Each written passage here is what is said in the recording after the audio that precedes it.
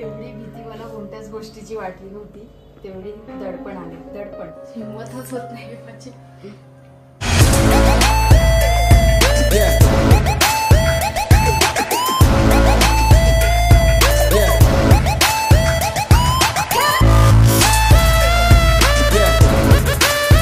नमस्कार मित्रांनो, स्वागत आहे तुमचं आपल्या चॅनलमध्ये. आणि मी मंदार आंबोकर घेऊन आले तुमच्यासाठी एक नवीन ब्लॉग. सो आजचा ब्लॉग दिवसभराचा नाही, संध्याकाळी स्टार्ट केला. आणि आज ताई रेसिपी शेअर करणार आहे आपल्या चॅनलवरती. सो ती ताईलाच विचारूया आपण कोणती रेसिपी आहे. मी इथे भाजी कापते. ताई कोणती रेसिपी बनवतेस आज? कोणती रेसिपी दाखवणार आहेस? कस्टर्ड.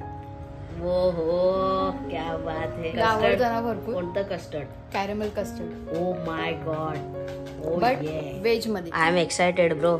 मी पण एक्सायटेड आहे, कारण बघ आपण नेहमी स्वीट डिश म्हणून खातो ना, नेहमी हॉटेलमध्ये, मोठमोठ्या हॉटेलमध्ये असं. त्याच्यासाठी ताईने इथे या सगळ्या गोष्टी आणलेल्या आहेत. आता हे काय काय ना ते तुम्हाला तीच समजावून सांगेल. झाली काय तयारी ताई? हा, तयारीच करते. जरा चेक करून घेते सगळं. सेटअप मारते की कसं काय बनेल. एकदम जोरात चालली आहे तयारी. येस, मग काय आपल्या सगळ्या फॅमिली मेंबर्सना परफेक्ट रेसिपी गेली पाहिजे. 100% ना मेरी जान. हा, जरी काही चुका झाल्या तरी सांगेन मी. परफेक्ट बनली तर जेन्युइन तुम्हाला जे काय आहे ते सगळं सांगेन. सगळी तयारी माझी झाली आहे आणि आज आपण आहे ना कॅरेमल कस्टर्ड बनवणार आहोत. ते पण एगलेस, म्हणजे एग असून सुद्धा करता येतं आणि विदाऊट एग सुद्धा आपल्याला करता येतं. मी खूप एक्सायटेड आहे, कारण स्वीट डिश मला वाटतं आपण फार कमी बनवतो ना भाऊ स्वीट डिश. खूप म्हणजे बनवतच नाही. तर आता बघूया आपण कसं बनता येते. आणि आपल्याकडे प्रॉपर ते भांड पण नाहीये ज्याच्यामध्ये जे सगळं बॅटर ओतून प्रॉपर बॉईल करतात ना, जे स्टीम करायचं, तर ते नाहीये. तरी पण आपण काहीतरी जुगाड करून करणार असते मात्र. खतर चला वळूया आपण आपल्या रेसिपीकडे. आता आपल्या सगळ्या गोष्टी मिक्स करायच्या. त्यासाठी मी बाउल घेतलाय मीडियम. आणि त्याच्यानंतर आहे ना अमूलचं फ्रेश क्रीम घेतलंय. मला मार्केटमध्ये अमूलचं मिळालं. आता तुम्हाला कोणतं इतर मिळालं तरी पण चालेल. तर हे आहेत ना, या गोष्टी सगळ्या त्यांच्याकडे ना बाहेरच ठेवल्या होत्या, म्हणजे फ्रीजमध्ये नव्हत्या ठेवल्या. आणि त्याच्यानंतर ना हे कंडेन्स मिल्क आहे, एकदम घट्ट असतं, थोडं क्रीमी कलर मध्ये. आणि हे आपलं आहे व्हॅनिला इसेन्स आहे, लिक्विड फॉर्म मध्ये आहे. आता आपण इकडे घेतलं 1.5 कप मेजरमेंटनी अगदी दूध घेतलेलं आहे. म्हणजे गरम करून ते थोडं साधं करायचं, म्हणजे अगदी कोमट किंवा पूर्ण गार करायचं. फ्रीज मध्ये ठेवून नाही, आपलं जे आपण गरम करतो ते साधं करून घ्यायचं हवेवर. आणि 1.5 कप मी दूध घेतलेलं इकडे. त्याच्यानंतर पूर्ण एक दही घेतलेलं आहे 1 वाटी. त्याच्यानंतर 1 वाटी, त्याच्यापेक्षा कमी थोडंसं कस्टर्ड पावडर असते ना, फ्रूट कस्टर्ड पावडर, ती आपण घेतली आहे इकडे. आणि 1 वाटी साखर घेतली, म्हणजे थोडंसं प्रमाण कमी. आता इकडे साखरेचं प्रमाण थोडंसं कमी घेतलंय, पूर्ण वाटी भरून नाही घेतलंय. आणि आपली जी कस्टर्ड पावडर आहे त्याचं पण प्रमाण मी एक अर्ध्या वाटीपेक्षा जास्त. आता अगोदर आपण आहे ना साखरेचा पाक तयार करून घ्यायचा मित्रांनो. खतरनाक ना, डेंजर विषय करणार आहे आज ताई. खूप चांगले होते. पहिल्यांदाच करतोय आपण. पॅन घेतलाय मी गॅसवर, त्याच्यामध्ये 1 वाटी साखर ऍड करते. आता आपण याच्यामध्ये थोडंसं पाणी ऍड करूया, म्हणजे आपल्याला साखरेचा पाक नाही म्हणता येणार. साखर अशी घट्ट अशी करायची, म्हणजे ब्राऊन होईपर्यंत, डार्क ब्राऊन होईपर्यंत आपल्याला ती मेल्ट करून घ्यायची याच्यामध्ये. म्हणून पाण्याचं प्रमाण थोडंसं कमी टाकायचं, जेणेकरून तो घट्टपणा छान उतरेल याच्यामध्ये. आणि गॅसचा फ्लेम एकदम मीडियम ठेवायचा आहे. आता याच्यामध्ये साखर आहे ना सगळी मेल्ट झाले. आता हे थोडेसे बबल्स टाईप येत आहेत. आता हळूहळू ना गोल्डन होण्याची आपण वाट बघूया. पूर्ण छान अशी मेल्ट करून एकदम गोल्डन डार्क, एकदम आपल्याला ब्राऊन कलर करून घ्यायचं. 1.5 कप दूध घेते मी इकडे. त्याच्यानंतर मी इकडे घेते फ्रेश क्रीम 1 वाटी. दूध घेऊन झालं, फ्रेश क्रीम घेऊन झालं. आता आपण घेऊया 1 कप दही. आता आपण जे फ्रेश क्रीम घेतलं होतं ना, त्याच वाटीच्या सहाय्याने मी घेतलं इकडे कंडेन्स मिल्क 1 वाटी. आता आपण घेऊया 1 वाटी फ्रूट कस्टर्ड पावडर. आता आपण हे घेतो 1 चमचा व्हॅनिला एसेन्स. आता सगळ्या गोष्टी ऍड करून झाल्यात. आता हे मी छान मिक्स करून घेतो. आणि आपला साखरेचा पाक, आता साखरेचा पाक आहे ना सगळा ताटाला लावून घेते, साईड पसरून घेते व्यवस्थित. त्याच्यामध्ये सगळं आपण घरातला सगळा मोठा भांडा घेतलाय मी. आता अगोदर हे घेतलं होतं, हा टोप घेतला होता, पण त्याच्यामध्ये आपली ही प्लेट मावत नव्हती ना.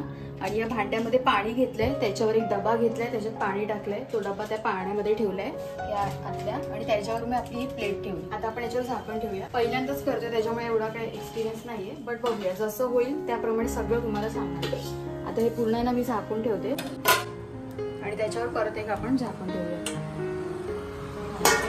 आता आहे ना हे जोपर्यंत स्टीम होत नाही, सॉफ्ट होत नाही, तोपर्यंत आपण तसंच ठेवूया. म्हणजे आपण जसं मोदक कसे वाफवतो किंवा अळूवडी वाफवतो त्याप्रमाणे. त्याची फ्लेम एकदम नॉर्मल ठेवते, गॅसचा फ्लेम नॉर्मल ठेवते बघा. आणि हे आपण होऊन देऊया.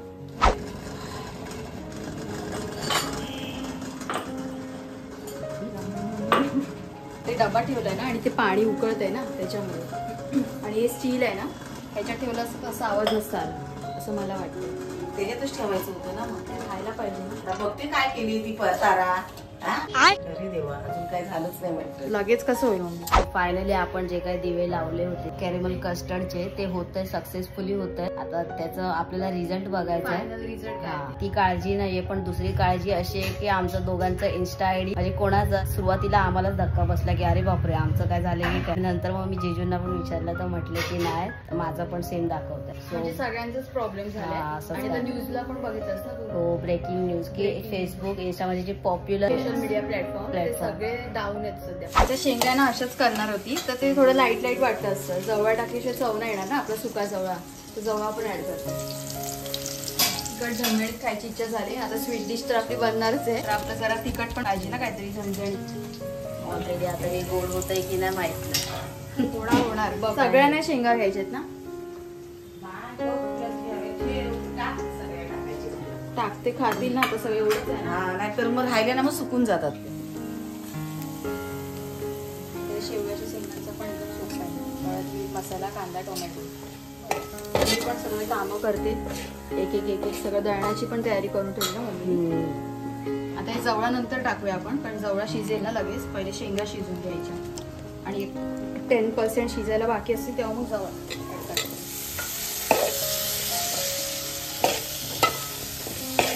मित्रांनो, मला हे कळत नाहीये, मी कन्फ्यूज आहे की मी कॅरेमल कस्टर्डची रेसिपी दाखवतोय की तुम्हाला शेंग्यांची रेसिपी दाखवतोय, कारण कंटिन्यू दाखवतोय तुम्हाला मी. सो जाऊ दे, जे काय असेल ते तुम्ही दोन्ही पण बघा. कॅरेमल कस्टर्ड कडे आपल्याला फोकस करायचं. शेवग्याच्या ज्या शेंगा आहेत ना त्याच्यामध्ये जवळ वगैरे छान होतो, चांगली लागते टेस्ट त्यांची.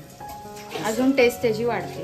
नुसतं शेंगा खाण्यापेक्षा थोडा जवळ वगैरे टाकलं. बरोबर विचार केलास. डाळीत पण चांगले लागतात. आपण तिसऱ्यांदा की चौथ्यांदा आहे 4-5 वेळा म्हणून बघितलं असेल, तर हे 5व्या वेळा असेल. होतंय मित्रांनो,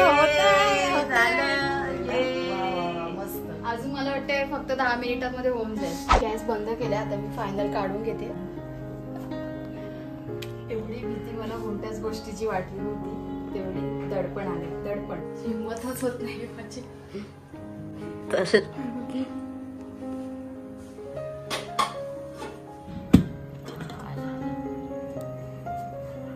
आय डोंट नो.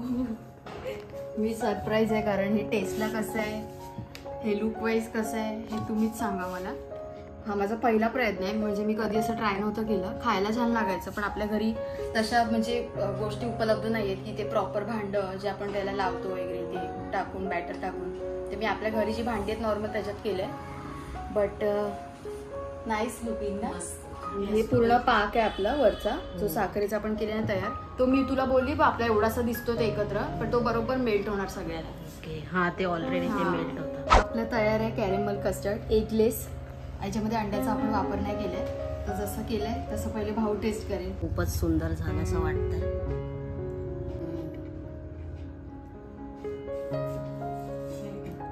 थोडा अजून शिजायला पाहिजे होतं, बाकी तर एकदम बरोबर आहे ना भाऊ. हो, थोडा अजून ठेवायला पाहिजे होतं. फायनली इंस्टाग्राम अकाउंट चालू झालं. काय झालं, काय चालू इकडे शेवग्याच्या शेंगा आणि जवळा त्याचा रसा केलाय, थोडा घट्टसा रसा.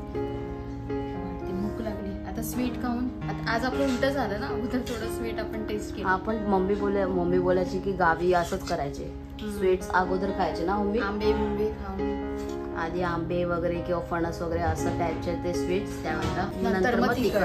काय नाही, आपण पण तसंच केलंय ना. आता इथे गरम गरम भाकऱ्या आणि आपल्याला जवळा आणि शेवग्याच्या शेंगा आलेल्या आहेत मस्त.